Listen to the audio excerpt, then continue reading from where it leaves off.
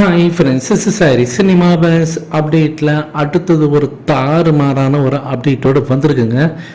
First of all பார்த்தீங்கன்னாக்கா Jailer second பார்ட்டோடைய ஒரு அதிரடி அப்டேட்டை நம்ம சொல்லிடலாம். ஜெயிலர் செகண்ட் பார்ட்டில் பாலகிருஷ்ணா அவர்கள் இணையிறது எல்லாருக்குமே தெரிஞ்ச விஷயம் தான். அது இதுக்கு மேலே மூடி இல்லாமல் மறைக்க முடியாது. அவர் வராரா வரலன்னு சொல்லிட்டு அவர் சம்பளம் வாங்கிட்டாரு, கால் ஷீட் கொடுத்துட்டாரு, நடிச்சே கொடுத்துட்டாருன்றாங்க. ஸோ கிட்டத்தட்ட ஒரு 4 நாள் காட்சிகள் அவர் நடிச்சே கொடுத்துட்டாரு. இன்னும் ஒரு செக்மெண்ட் பாக்கி இருக்கு அப்படின்ற மாதிரி தகவல் எனக்கு. இந்த நிலையில அவர் என்னவா வர போறாருன்றதை பத்தி ஏற்கனவே நம்ம பேசியிருந்தோம். இதுல அவரு பார்த்தீங்கன்னா ஒரு போலீஸ் அதிகாரியாக தான் வராரு, அதாவது அவர் ஒரு ஜெயிலராக தான் வராரு அப்படின்றத நம்ம பேசியிருந்தோம். சக ஜெயிலர் அதிகாரியா வராருன்றது ஏற்கனவே எல்லாருக்கும் தெரிஞ்ச விஷயம் தான். ஃபிளாஷ்பேக் ஆட்சியில் அவர் வருவாருன்றது ஏற்கனவே நம்ம சேனல்ல நம்ம பேசிட்டோம். பார்க்காதாங்க தயவு செஞ்சு கொஞ்சம் பாருங்க. ஸோ அப்போ ஃப்ளாஷ்பேக் காட்சியில் வராரு ரஜினி சார் போலயே அவரும் ஒரு சக ஜெயிலராக வராரு அப்படின்றது தெரியும். ஆனால் இப்போ அதில் லேட்டஸ்டான எல்லாருக்குமே ஒரு சூப்பரான அப்டேட்னா, இந்த படத்தில் அவர் ரஜினி சாரோடைய அண்ணனா வரத்துக்கு நிறைய வாய்ப்புகள் இருக்குது அப்படின்ற மாரி இன்சைட் ரிப்போர்ட்டர்ஸ் நமக்கு தெரிவிக்குது. ஸோ இன்சைட் ரிப்போர்ட் என்ன சொல்லுதுனாக்கா, ரஜினி சாரோடைய அண்ணன் தான் இந்த பாலகிருஷ்ணா.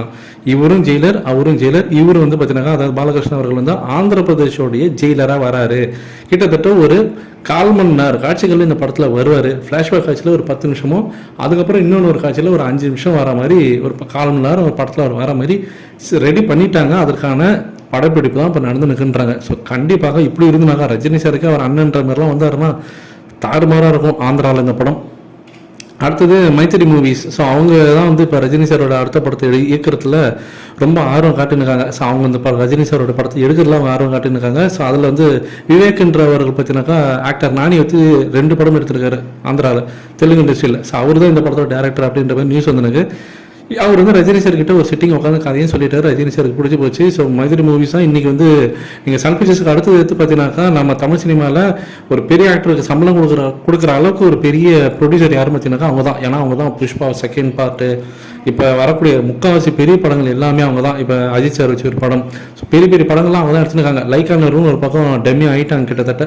ஸோ இப்போ இவங்களுடைய ஆட்டம் தான் ஃபுல்லாக அப்படின்ற மாதிரி தான் இருக்குது சவுத் இந்தியாவில். இப்போது அவங்க ரஜினி சார் வச்சு படம் பண்ணலாம் அப்படின்ற பேர் முடிவு பண்ணி எல்லாமே இறங்கியிருக்காங்க. சம்பளம்லாம் பேசிட்டாங்க.